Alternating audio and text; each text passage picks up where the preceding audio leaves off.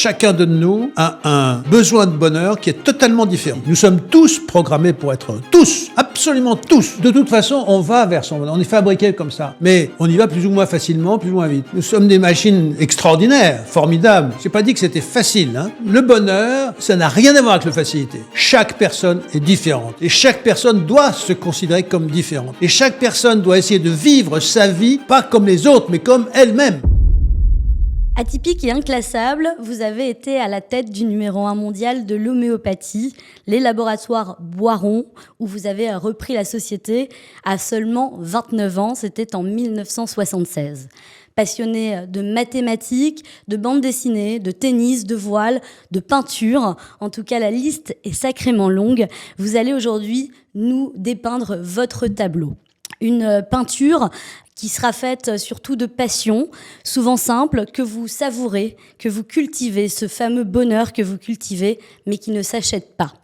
Chef d'entreprise, écrivain, philosophe également, vous êtes en quête du bonheur depuis des décennies maintenant. Christian Boiron, voici votre première consultation. Bonjour Christian Boiron.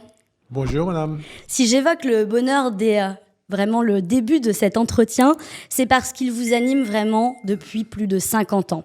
De nature altruiste, vous avez d'ailleurs partagé ce bonheur, votre vision en tout cas du bonheur, dans 2 ouvrages, parce que oui, pour vous, ce n'est pas le fruit de la chance ou du hasard. D'ailleurs, c'est le titre d'un de vos livres, « La source du bonheur est dans le cerveau », mais finalement, est-ce qu'on est tous programmés pareil ? Et dans notre cerveau. Pas dans le cerveau, dans notre cerveau. C'est-à-dire que chaque cerveau, chacun de nos cerveaux a, premièrement, le même rôle qui est de nous aider, de nous obliger presque, de nous inciter, sinon de nous obliger, en tout cas quand on ne le fait pas, ça ne va pas, à chercher le bonheur.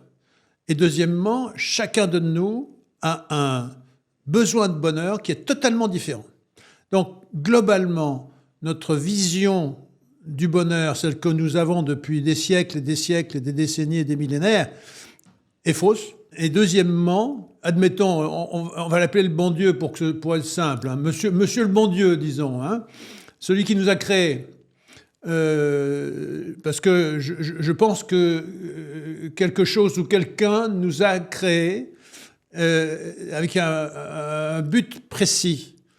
Et dans ce but précis, et ça je l'ai trouvé, ça fait 60 ans et quelques que je travaille sur le bonheur, et pour essayer de comprendre pourquoi le bonheur existe, qu'est-ce que c'est vraiment, la différence avec le plaisir, et c'est fondamental pour comprendre cette différence.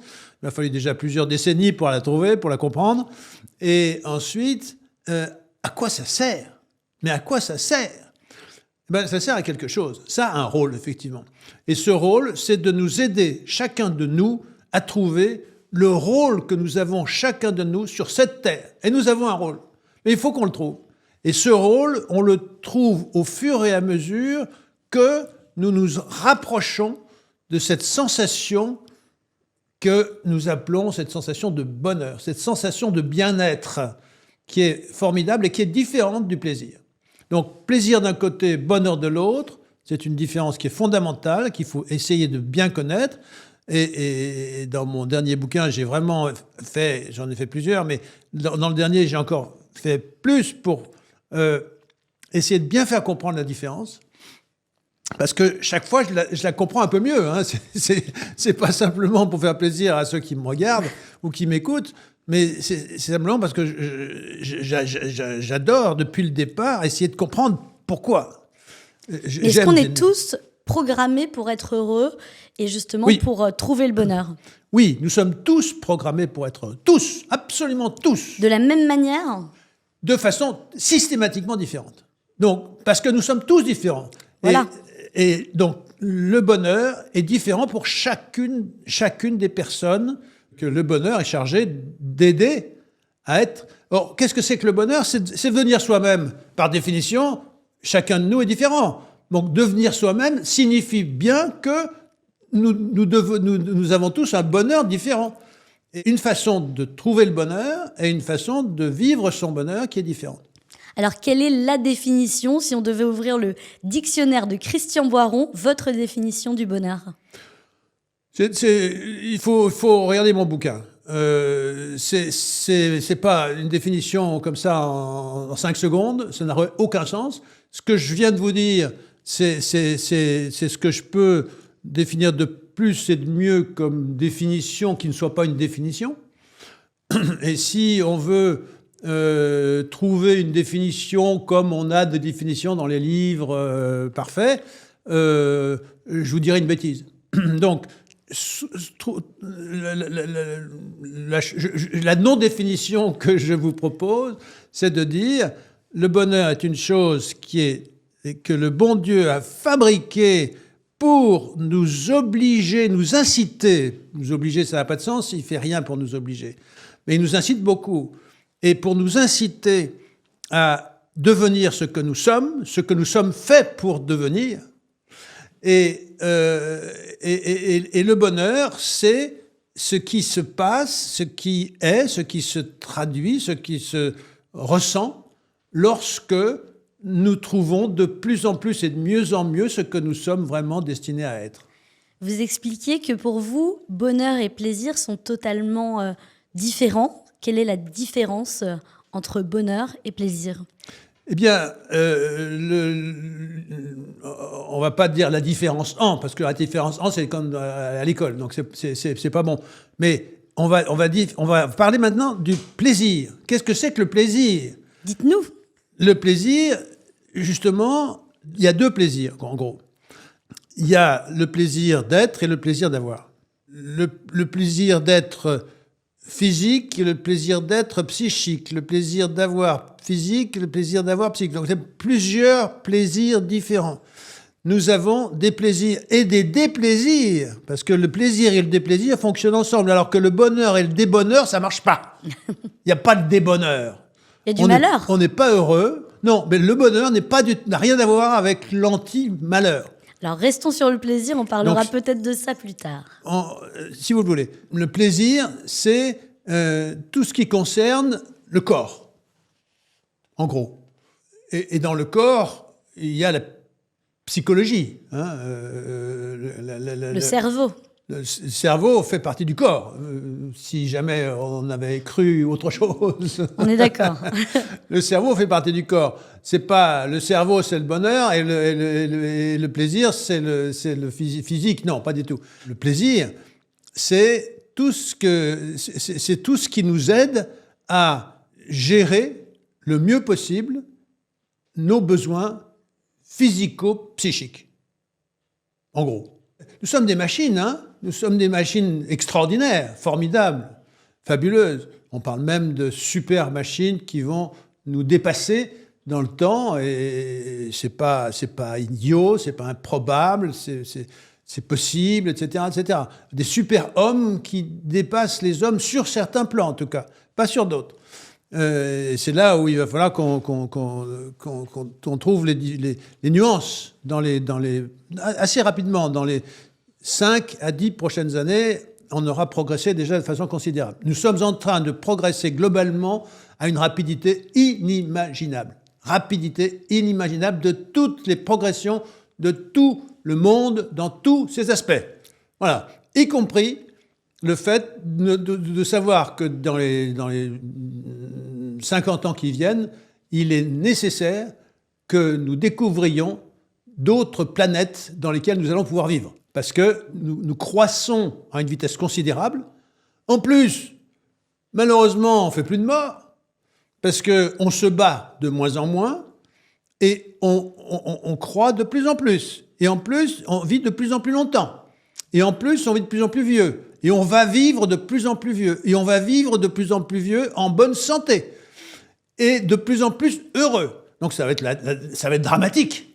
On va être heureux, long à vivre, bien dans sa peau. Ça va être l'enfer. L'enfer. Vous en êtes persuadé qu'on va vivre de plus en plus heureux ?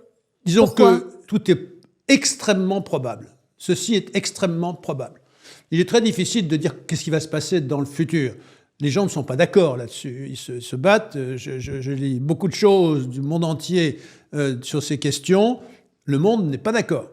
Mais globalement, ma conviction profonde, et je suis fondamentalement un scientifique et un type qui est passionné de la question du bonheur, et si je suis passionné de la question du bonheur depuis que je suis tout petit, c'est probablement pas pour rien. C'est probablement parce que c'est la clé magique du développement de l'humanité. Justement, on va tout de suite parler de votre enfance. Est-ce que vous étiez heureux enfant? Je sais pas. Je sais pas parce que j'étais pas malheureux, mais j'étais à un moment où les parents ne s'occupaient pas vraiment de nous, ils avaient d'autres choses à faire, et l'école ne me passionnait pas.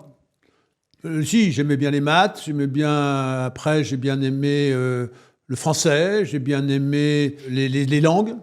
Quand je rentrais à la maison, comme je ne savais pas quoi faire, je lisais des bandes dessinées, parce qu'il y avait des bandes dessinées à l'époque, il n'y avait pas encore de films, de télévision, etc. Ça n'existait pas. Enfin, ça existait, mais ce n'était pas dans les ménages. Et donc, on n'avait pas bien le droit de partir dans la rue, marcher là où on voulait aller, etc. Mes parents, en tout cas, ne m'autorisaient pas à ça. Donc, je restais dans ma chambre et je travaillais. C'était ce lieu, le bonheur pour vous, enfant, votre chambre? Mais le bonheur pour un enfant n'a aucun sens. Le bonheur ne commence à avoir du sens que quand on commence à vieillir, c'est-à-dire que quand on commence à passer l'adolescence. Les enfants, ils savent ce que c'est que le plaisir, ils savent pas ce que c'est que le bonheur. C'est pas leur domaine. Par contre, ça n'empêche pas, et je souhaite très fort, qu'on explique aux enfants qui ne peuvent pas savoir ce que c'est que le bonheur, ça va devenir. Comment est-ce que va se passer leur évolution? Comment ils vont passer du besoin de plaisir, qui est le besoin de l'enfance, au besoin de bonheur, qui est le besoin de l'adolescence et surtout de l'homme, de l'humain. Quand je dis l'homme, c'est la femme, y compris, bien entendu, Évidemment. Si je devais le dire. Mais maintenant, on n'a même plus besoin de le dire. L'homme avec un grand H. À quel âge, vous, justement, vous avez commencé cette quête du bonheur? Je ne sais pas. Je ne sais pas du tout. J'ai aucune idée. Je sais que j'ai découvert progressivement que moi, je pense... Je ne sais pas si je parlais à l'époque, d'ailleurs, je ne me rappelle même plus, si je parlais à l'époque du bonheur ou du plaisir. Je crois que je parlais du bonheur en parlant du plaisir, comme tout le monde. La plupart des gens parlent du bonheur en pensant au plaisir. Est-ce qu'on mélange aussi bonheur et être heureux? Aussi, puisqu'on ne sait pas la différence. Globalement, on la connaît de nulle part. Et les gens qui en parlent, les individus qui en parlent, disent des choses différentes, ne disent pas la même chose. Et ils disent que tout le monde pense des choses différentes. Ce que je propose, c'est totalement scientifique, c'est pas pour ça que c'est vrai. Je suis un scientifique, donc j'ai travaillé le bonheur d'une façon scientifique, pas d'une façon philosophique. Mais il y a de la philosophie dans mon travail scientifique et il y a de la science dans mon travail philosophique. Donc, je mélange un peu l'ensemble parce que je suis un homme qui aime bien mélanger l'ensemble. Cette quête du bonheur, elle est partie a priori d'un constat que vous avez fait en vous demandant pourquoi les gens n'étaient pas heureux. Pas plus heureux, alors. Mais à quel moment c'est arrivé? Est-ce que c'est un déclic, une situation, non. Une personne qui vous a marqué? Et là, vous vous êtes dit, mais pourquoi? C'est arrivé, j'avais entre 12 et 14 ans, je ne sais même pas exactement l'âge précis. C'était une période. C'est une période où... c'est mon curé.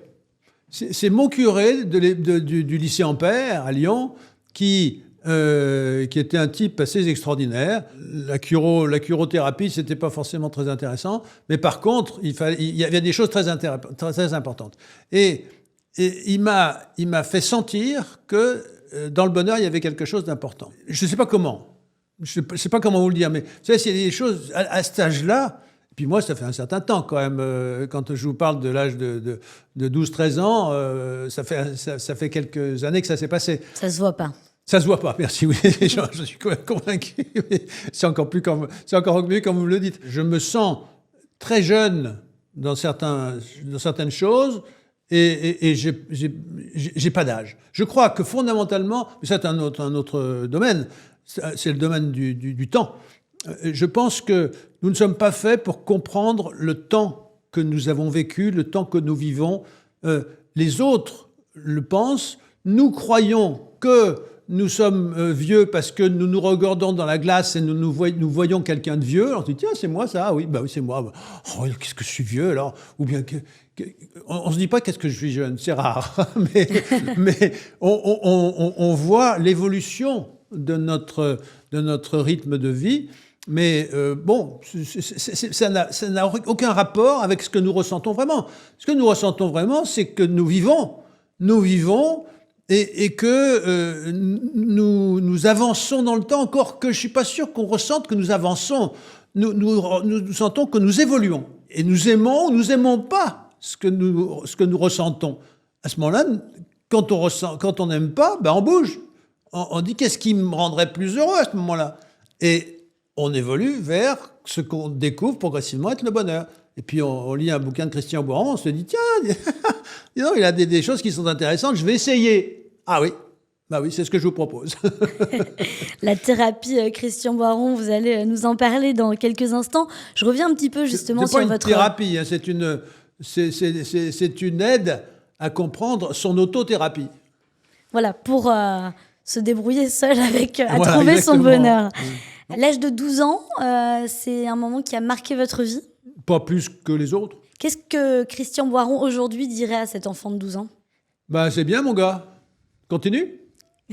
évolue encore. Est-ce qu'il y a des choses dans justement votre enfance plus personnelle qui ont bouleversé votre vie? Vous parliez de parents qui n'étaient pas forcément toujours présents, des traumatismes qui peuvent rester et qui font aussi la personne que l'on devient adulte? Non, pas du tout.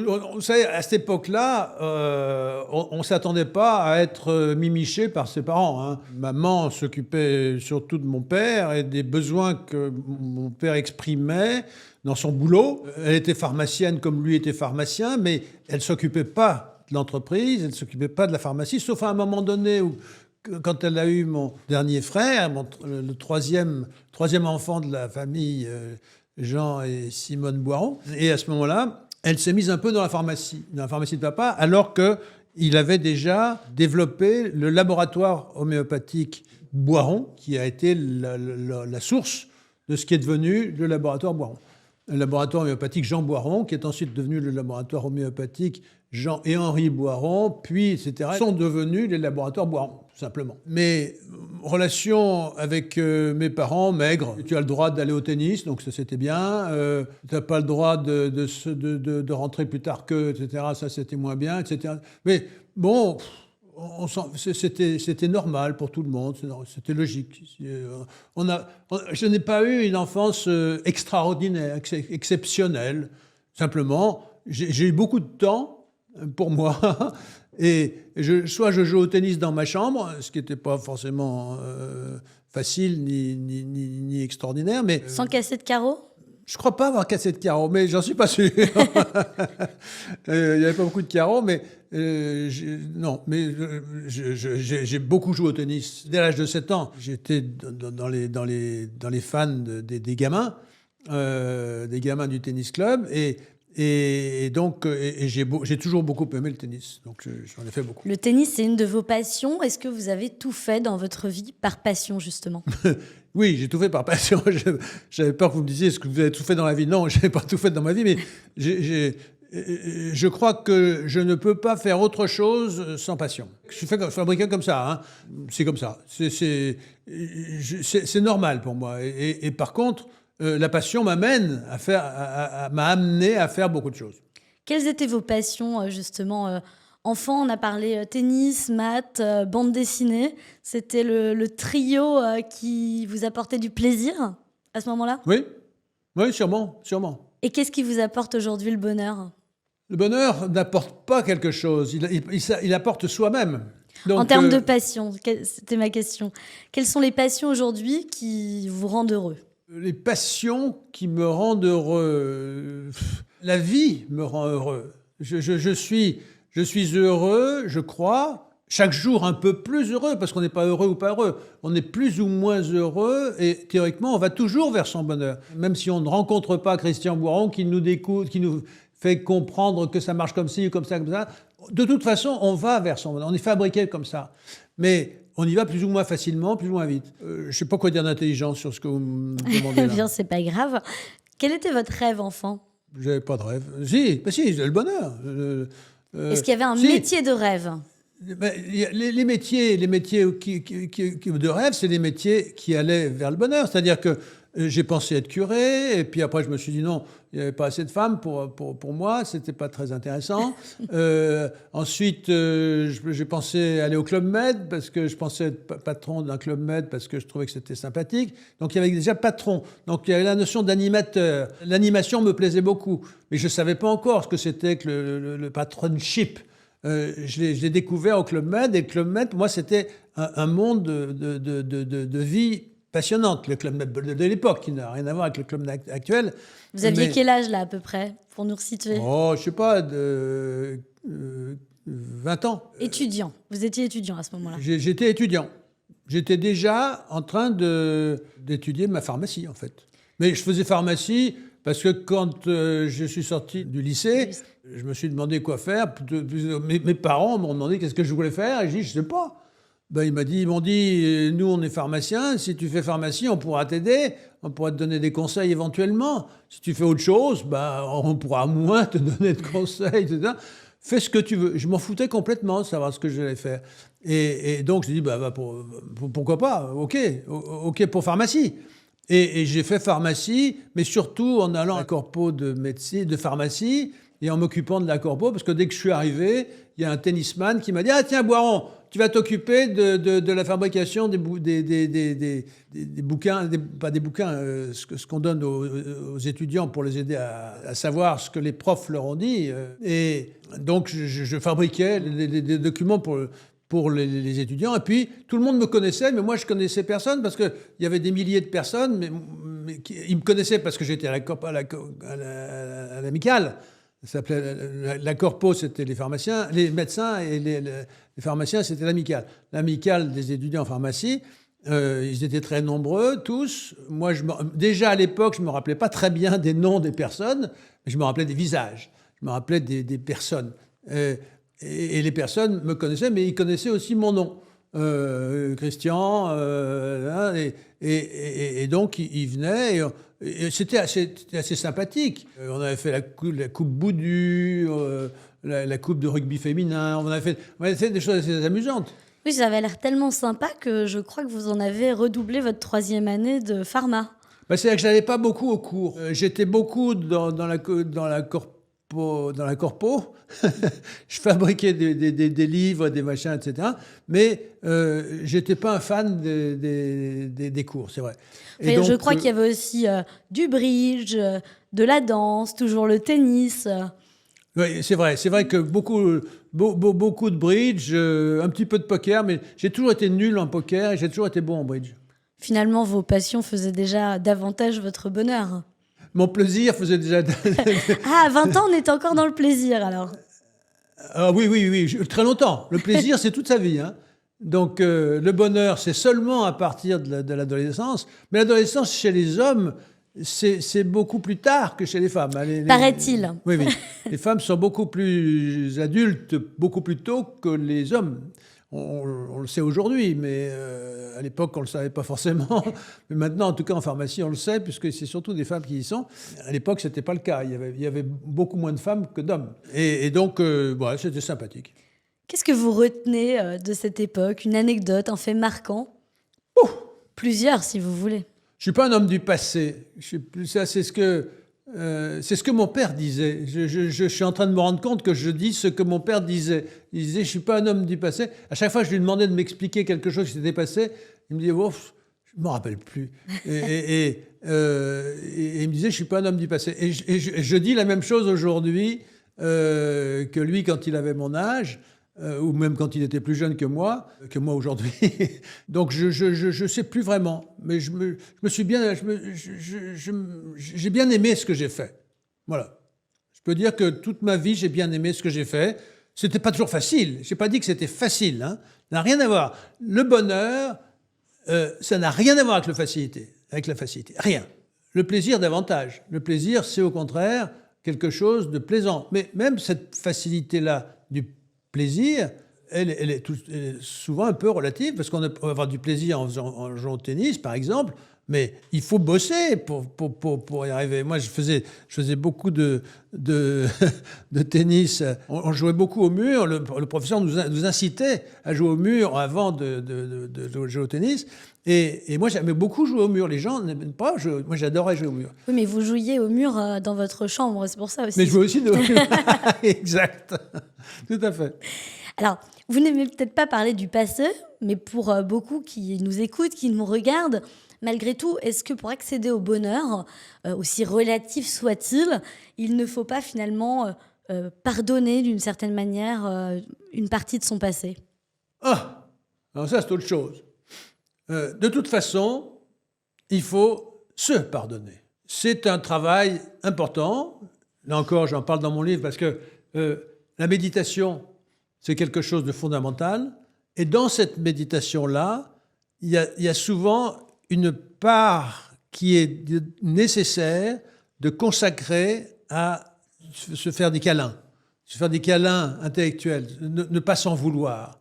Nous en voulons souvent beaucoup et beaucoup trop.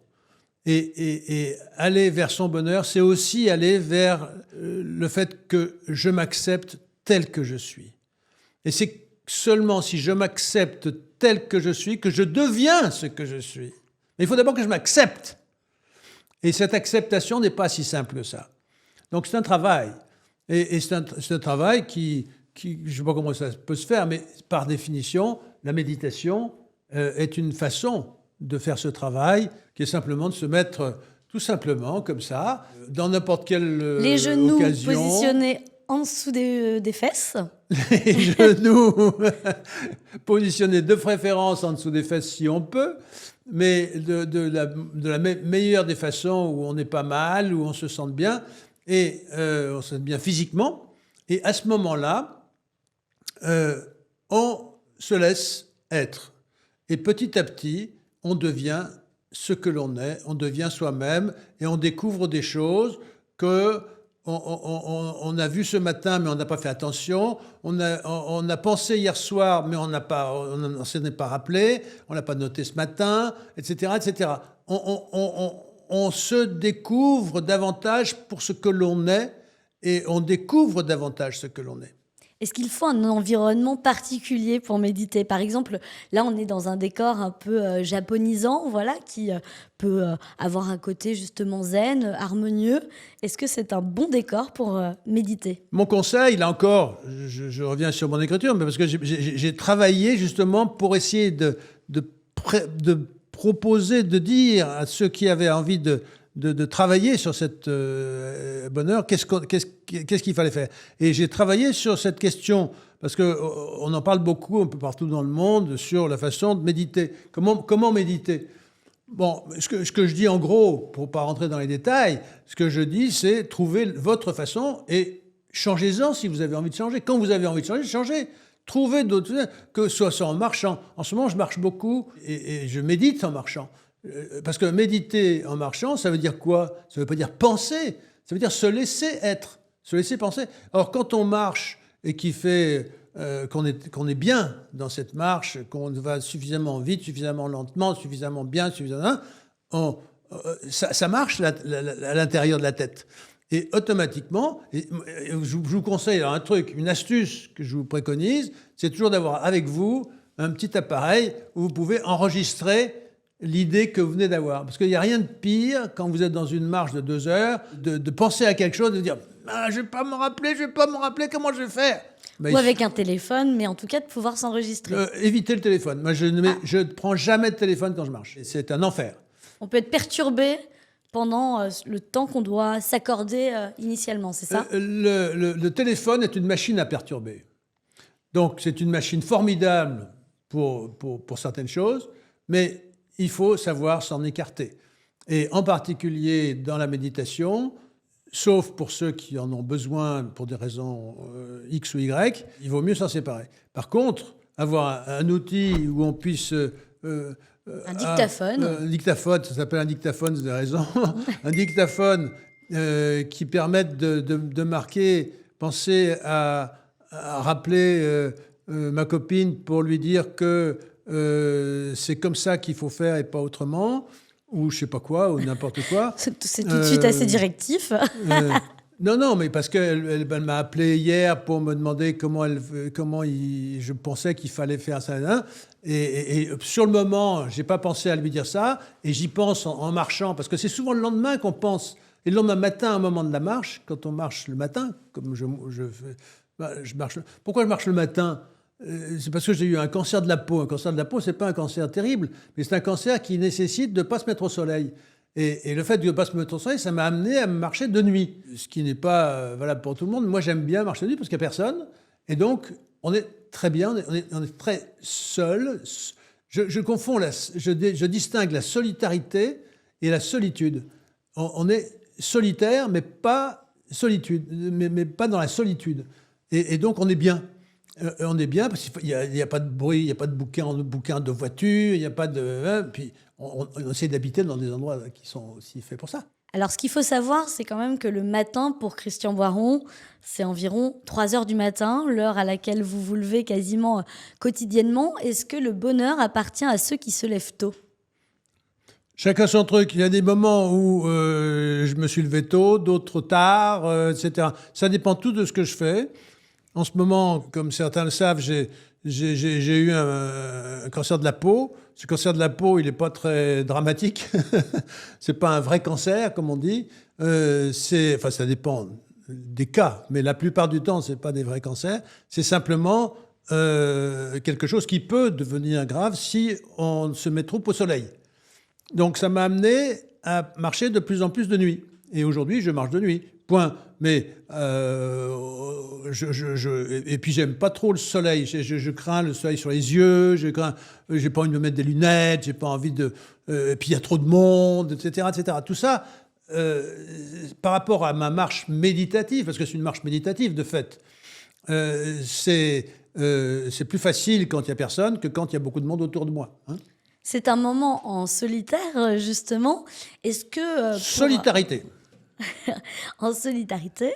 Est-ce que finalement, on est plus heureux à des moments où on est seul parce qu'on n'a pas de compromis à faire ? Non, pas plus. On a besoin des autres, mais on a beaucoup d'occasions dans la journée d'être avec des personnes, et en particulier les personnes que l'on choisit d'avoir ou que l'on découvre.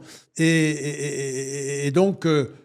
qu'il y ait certains moments, mais même à l'intérieur d'un bus ou d'un métro, de se mettre quelque part en position méditative, même si on ne veut pas fermer les yeux pour ne pas passer pour quelqu'un d'un peu bizarre.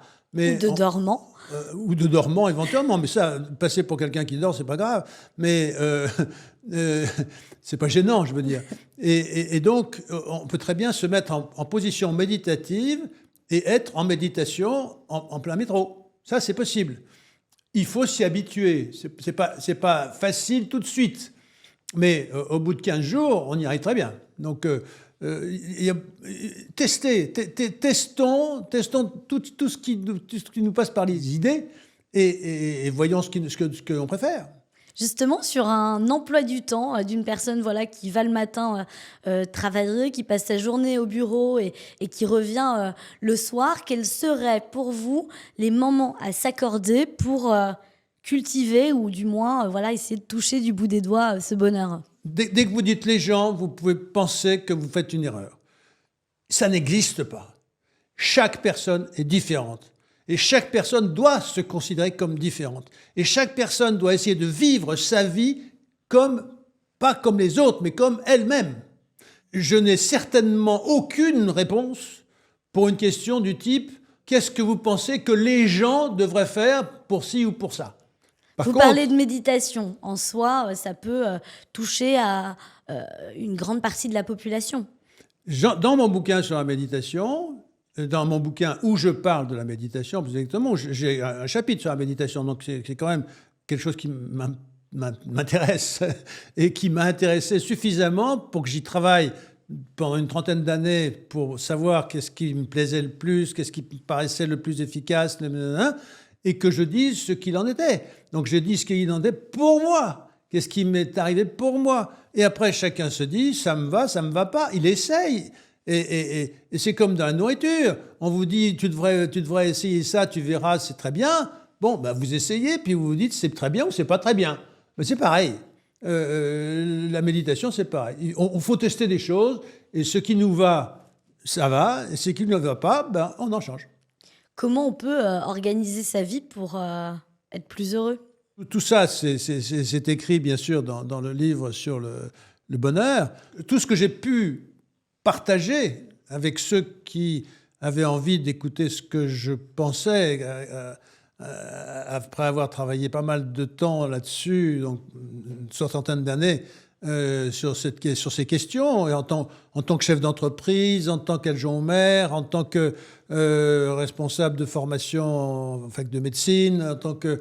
j'ai fait pas mal de choses dans ma vie, et en création, j'ai aussi participé à la création de beaucoup d'entreprises, création de plusieurs milliers d'entreprises, disons, et j'en passe, j'en oublie, parce que j'ai eu l'occasion de faire beaucoup de choses. Et ça m'a passionné à chaque fois. Tout ça, ce sont des occasions de partager et de trouver des choses et de réfléchir en disant, mais attends, ça, on pourrait faire ça comme ça. Mais aujourd'hui, effectivement, ce qui m'intéresse le plus, c'est le développement, c'est ce que nous sommes en train de vivre dans les 50 prochaines années. Ça va être extraordinaire dans tous les sens du terme.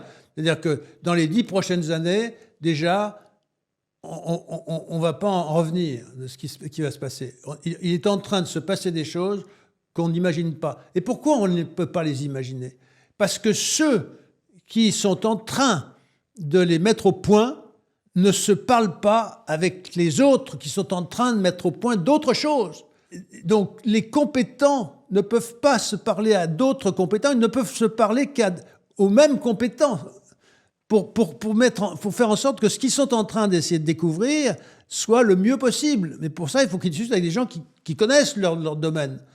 Et donc les domaines sont de plus en plus nombreux et ils sont de plus en plus intéressants, ils vont de plus en plus vite et de plus en plus loin, mais ils se connaissent les uns et les autres de moins en moins. C'est-à-dire que le monde ne se connaît pas dans sa globalité. Il se connaît de plus en plus dans son inglobalité. Et c'est ce qui fait qu'on va découvrir les uns et les autres.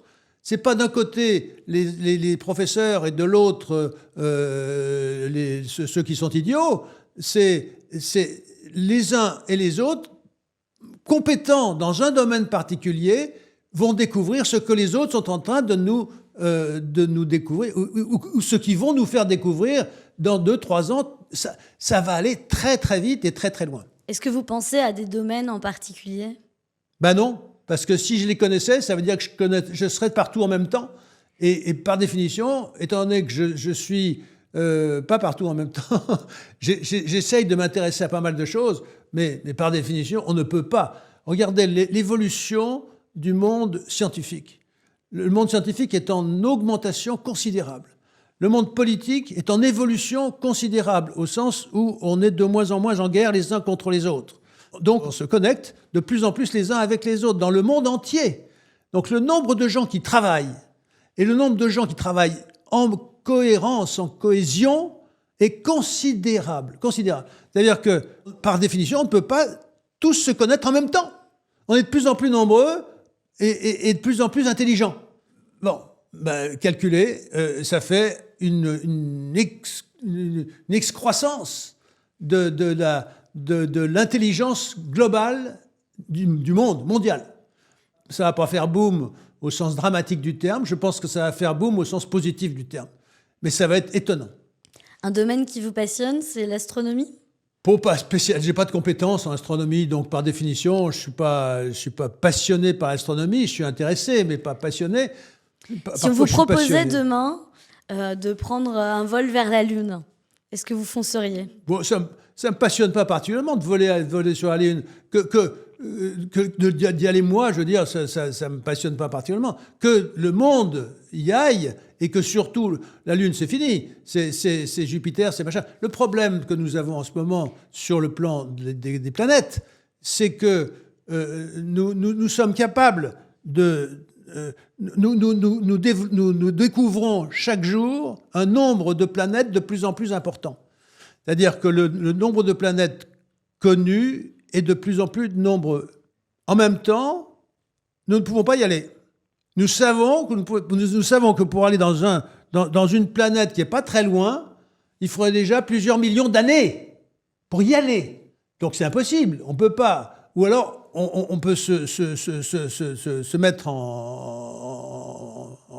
comment on appelle ça, on arrête de la vie pendant un certain temps, et puis 1000 ans plus tard, on se rallume dans une autre planète qu'on a découverte. Mais on va découvrir d'autres choses qui vont aller beaucoup plus loin, beaucoup plus vite. Mais la grandeur de l'univers est de plus en plus forte. Mais par contre, la rapidité de la maîtrise de notre capacité à vivre plus vieux, il n'est pas impossible que d'ici la fin de notre millénaire, il n'est pas impossible, il est même probable que d'ici la fin de notre millénaire, nous soyons capables de vivre plusieurs milliers d'années, les uns et les autres, ou certains parmi ces uns et ces autres. Ça veut dire que nous aurons des capacités, et sans vieillir, c'est-à-dire que le vieillissement, on va aussi trouver des moyens de l'amoindrir et peut-être éventuellement de passer à côté. Et donc, on va pas vieillir de plus en plus vieux, de plus en plus comme les gens le craignent en disant moi je veux pas vieillir parce que je veux pas devenir un légume. Mais non, c'est pas ce qu'on est en train de fabriquer. On est en train de fabriquer des vieux jeunes. C'est ça qui est en train de se fabriquer. Ça va être incroyable, difficile, mais incroyable. Et il va y avoir des problèmes, bien sûr, ça va être bourré de problèmes. Mais c'est pas parce qu'il y a des problèmes que c'est embêtant. C'est parce qu'il y a des problèmes que c'est amusant. Et Christian Boiron, qu'est-ce qui vous intéresse, vous, dans le futur? Moi, c'est le futur. Le futur m'intéresse dans le futur. Ce qui m'intéresse dans le futur, c'est la création.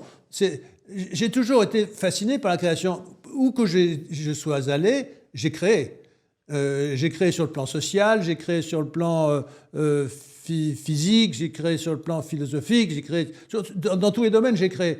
Donc ce qui me passionne, c'est la créativité. Et le futur est une capacité créative extraordinaire. Mais j'ai rien qui me passionne particulièrement dans le futur, sinon que le futur lui-même. Le futur me passionne. Le fait de fabriquer le futur me passionne, me paraît passionnant pour l'humanité. Ce qui passionne l'humanité, ça me passionne moi. Je suis simplement et bêtement un humain comme les autres qui est simplement passionné par le développement de l'humanité et le potentiel que nous avons en train de se développer devant nous sans bien le savoir. Ce que j'essaye de faire, c'est de le faire savoir de plus en plus à chacun. C'est qu'on est en train de créer un monde extraordinaire.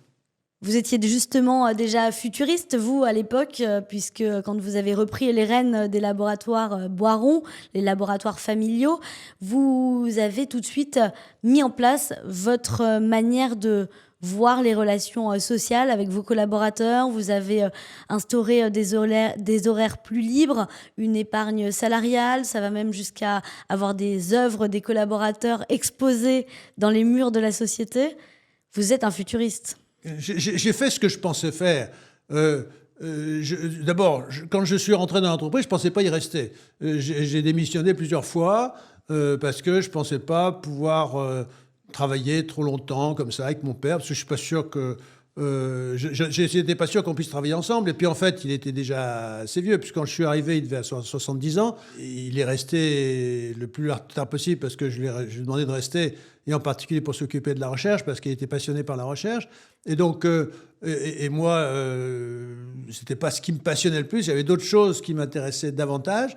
Que je me suis occupé de la recherche quand lui est parti. de notre monde, et j'ai pris la recherche en main.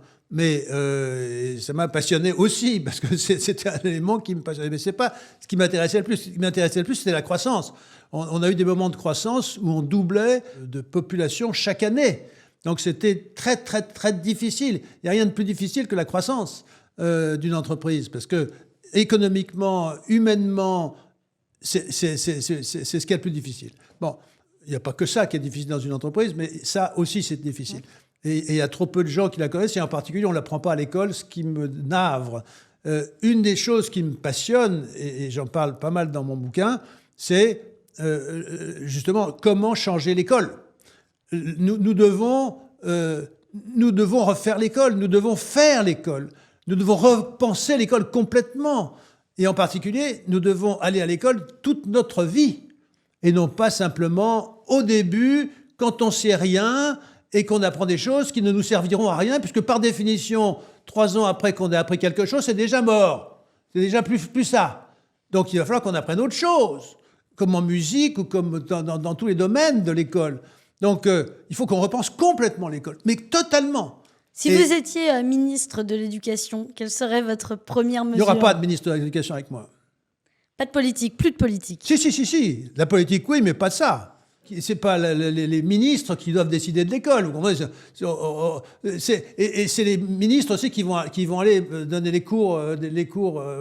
Non, enfin, on est dans un autre monde.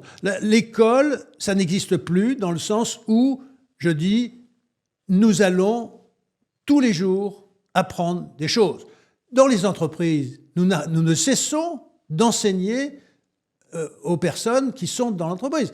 Dans l'entreprise que j'ai dirigée, on avait pas mal de cours dans tous les domaines. Et quel que soit le domaine dans lequel on soit rentré au départ, on rentre dans un domaine, mais ça veut dire que 5 ans plus tard, on prend une autre voie. Il faudrait qu'on arrête, parce qu'on a choisi il y a 15 ans, alors on va changer. Mais si. Tu sais, on va aller en retraite à 60 ans, alors on va pas commencer à travailler, à trouver quelque chose à 50 ans ou à 45 ans, c'est trop tard. Maintenant, on commence à penser à notre retraite. Ça, c'est con. Voilà, c'est simplement con. Mais en dehors de la grossièreté... Non. Je voudrais montrer la grossièreté de cette idée-là. En dehors de la grossièreté de cette idée-là, c'est évident que nous ne sommes pas faits pour aller à la retraite. Nous sommes faits pour travailler toute notre vie. Et c'est tout. Mais pour travailler dans le plaisir. Parce qu'on pense que, par définition, le travail, c'est quelque chose qui est embêtant. Et que, par définition, on ne peut rêver que d'une chose, c'est d'arrêter de travailler. Mais c'est complètement ridicule. Vous avez la philosophie de Confucius. Choisissez un travail que vous aimez et vous n'aurez pas à travailler un seul jour de votre vie. C'est ce qui vous a animé. Je ne connaissais pas Confucius, mais maintenant que vous me le présentez, j'irais bien discuter un petit peu avec lui. Je crois que ça va être compliqué, peut-être dans le futur, justement. Peut-être qu'on pourra. Peut-être. Voilà, c'est sa philosophie et c'est ce qui vous a mené. Alors, justement, vous, au niveau, vous parliez des formations. Pour vous, voilà, suivre des formations tout au long de sa vie, c'est se former tous les jours. Mais pas faire des formations au sens où vous l'entendez, vous. Bien sûr, non, quand je dis... C'est se former parce que tout change en permanence. Si je n'apprends pas en permanence tout ce qui a changé hier, ben je vaux plus rien. Qu'est-ce que vous avez appris aujourd'hui ? Vous voulez dire à 3h du matin quand j'ai... Potentiellement, ces dernières heures. Je n'ai cessé, on a parlé un petit peu ensemble, donc vous m'avez appris des tas de choses. J'ai parlé avec d'autres amis qui m'ont aussi appris des choses. On s'apprend les uns les autres en se parlant. Il suffit de se parler de façon intéressante et de bien choisir les gens avec lesquels on est. Ça, c'est important. Parce que selon les gens avec lesquels on est, on va se partager des choses différentes. Quelle est la personne aujourd'hui, justement, avec qui vous vous sentez le mieux et le plus heureux ? Ça n'a aucun sens. Ce que vous dites est gentil, mais ça n'a pas de sens. C'est-à-dire que si j'avais une personne avec laquelle je me sente bien, il faudrait que j'arrête de vivre. Non, je suis heureux tous les gens sont potentiellement intéressants. Par conséquent, ce qu'il faut, c'est essayer de se mettre avec les groupes avec lesquels on se sent le mieux quand on est ensemble ou individuellement, qu'on se sent le mieux quand on se tait. Parce que se taire, c'est aussi une bonne façon de communiquer. Quand on se met ensemble et qu'on, par exemple, on se tient la main ou on ne se tient pas la main, on reste comme ça ensemble, en silence, on n'est pas obligé de parler, on est en communion. La communication, c'est pas loin. Et donc, la communion, c'est une façon de communiquer. Quand on communique sans se parler, on communie les uns avec les autres. Et par conséquent, bien choisir les gens avec lesquels on est, on se parle sans se parler. Et ça, on le ressent. Et c'est pas la peine de faire des cours là-dessus. Les gens le savent très bien. Il suffit qu'ils le cherchent. Il suffit qu'ils cherchent cette façon-là d'être avec des amis. Et ils trouveront ces amis et ils trouveront ces façons d'être. Est-ce que le bonheur se partage du coup ? C'est une bonne question, mais difficile, complexe. Le bonheur se travaille individuellement. Ça, c'est évident. Mais une fois que vous progressez dans votre bonheur, vous êtes de plus en plus en capacité d'écoute avec les gens qui sont autour de vous. Vous êtes en plus grande capacité de choix des gens avec lesquels vous avez envie d'être. Vous êtes en plus grande capacité de communion avec les gens avec lesquels vous êtes. Donc, automatiquement, vous avez une capacité d'être mieux. Et étant mieux, vous pouvez progresser dans votre bonheur. Ça va les uns avec les autres. Comment je peux prendre soin de moi ? Comment je peux prendre soin de moi ? Comment on fait pour prendre soin de notre moi ? C'est ne pas y penser. Je veux dire, c'est idiot ce que je dis. La question n'est pas facile, mais ma réponse est un peu idiote. Comment est-ce que... Je crois que il ne faut peut-être pas poser la question comme ça. Il faut prendre la question plutôt comme je la posais tout à l'heure, c'est-à-dire comment devenir de plus en plus moi-même. Quand je deviens de plus en plus moi-même, je deviens de plus en plus moi-même. Donc je prends soin de moi. Mais le mot « prendre soin de soi » n'est pas bon. C'est ça que j'essaie de dire. L'idée est bonne, mais le mot n'est pas bon. Christian Boiron, il y a aujourd'hui une question qui vous anime, c'est la question de la fin de vie. Aujourd'hui, comment percevez-vous la tournure que prend le gouvernement sur cette question ? Alors, que ce soit clair, la fin de vie ne me passionne pas. J'aime pas la fin de vie. La fin de vie, c'est un mot pas beau. Ce qui me passionne, c'est de voir comment la science peut nous aider à optimiser et à gérer notre vieillissement. Et notre vieillissement, comme je le disais, va être géré de la première façon, c'est le vieillissement va de moins en moins être en cohésion avec le fait qu'on va devenir ridé, cassé, englumé, machin, etc. Et pour ça, bien sûr, plus ça va, plus on vieillit, plus il va falloir qu'on fasse de la gymnastique, de la respiration et être heureux et travailler sur son bonheur. Ça, c'est clair. Est-ce que l'on doit décider aujourd'hui de son vieillissement ? Alors, ce qui est certain pour moi, c'est que le vieillissement n'est pas un objectif, n'est pas un sujet. Je ne sais pas si je suis vieux ou si je ne suis pas vieux. Je me regarde le moins possible dans une glace parce que quand je me vois, je ne me reconnais pas. Plus exactement, quand je réfléchis à ce que je suis, je ne sais pas si je suis jeune ou si je suis vieux. Et je pense que je suis à la fois l'un et l'autre. Et que je pense que tout le monde est comme ça. Nous n'avons pas d'âge. Nous n'avons jamais d'âge. Quel âge as-tu ? Ah, t'es vieux. Ah, t'es jeune. N'a aucun sens. Quand on peut avoir 10 ans officiels et quand j'étais gamin, j'avais l'impression d'avoir 100 ans, quelquefois. D'autres fois, non, j'avais l'impression d'avoir 5 ans. Aujourd'hui, c'est pareil. Aujourd'hui, il y a des moments où je me sens très jeune et il y a des moments où je me sens très vieux. Mais qu'est-ce que c'est que vieux ? Qu'est-ce que c'est que jeune ? Ça n'a pas de sens. Est-ce que vieux, c'est quelqu'un qui est vieux Ou est-ce que vieux, c'est quelqu'un qui est chiant? Ça, c'est important. Est-ce que je me sens chiant? Ah, peut-être. Alors, il faut que je change quelque chose. Qu'est-ce qu'il faut que je change? Ah, ben, je sais pas, changer de personne avec lesquelles tu es, peut-être? Ou autre chose? Etc., etc. Donc, se poser des questions sur ma façon de penser ma vie. Toujours pareil, devenir ce que je suis. Deviens ce que je suis. Deviens ce que tu es.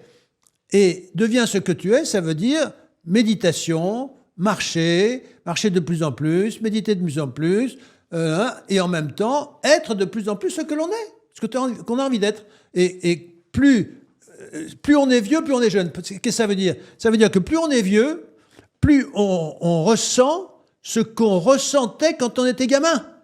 Donc plus on ressent ce que l'on avait envie quand on est gamin et qu'on n'a pas pensé à faire. Un ami me disait, il interrogeait des gens pour leur demander comment ils pensaient leur évolution. Il était face à une femme qui était assez âgée, qui devait avoir 65 ans, et il lui posait la question de savoir qu'est-ce qu'elle voulait faire. Elle disait, je sais pas. Il se rappelle que à un moment donné, dans son exposé liminaire, elle lui avait parlé du fait que quand elle était jeune, elle voulait faire de la musique et que son père lui avait interdit, qu'elle avait dû faire du travail, un travail différent, et qu'elle n'avait jamais pu faire de la musique. Et à un moment, il lui dit, mais vous avez jamais pensé à refaire de la musique? Ah ben non, à partir du moment où j'avais dépassé les 20 ans, je ne pouvais plus faire de la musique, c'était fini. La musique, c'est fini. La musique, il faut commencer à 5 ans, il ne faut pas commencer à 20 ans. Et maintenant, vous pensez quoi? Quoi? À 65 ans? Vous demandez, moi, de commencer la musique? Vous êtes fou? Ça n'a pas de sens. Hein? Vous êtes sûr? Quoi? Vous êtes en train de me dire qu'à 65 ans, je peux commencer la musique? Ah, moi, je ne dis rien, hein, c'est vous qui venez de le dire. Hein. Mais je ne sais pas, peut-être que vous pouvez vous poser la question. Voilà, ça, c'est une question de cette année. Ce n'est pas une question d'il y a 100 ans. C'est une question de cette année. Aujourd'hui, tout est possible. Tout est possible pour moi si je le souhaite, si j'en ai envie. Et après, si je suis en cohérence, bien sûr, moi, j'ai un certain nombre d'années. Ça veut dire quoi? Ça veut dire que sur le plan musculaire, je peux un certain nombre de choses et il y a d'autres choses que je ne peux pas. Donc, si je veux absolument faire des choses d'un gamin de 15 ans, alors que j'en ai beaucoup plus, c'est pas cohérent. C'est peut-être possible, physiquement parlant, on peut trouver des surhommes, mais c'est pas intéressant.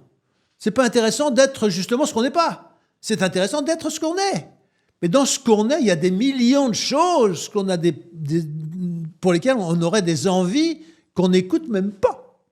C'est vrai. Vous disiez tout est possible. C'est le message que vous avez envie d'adresser aux jeunes générations qui vous suivent, notamment avec des millions de vues sur les réseaux sociaux, sur TikTok, sur Instagram.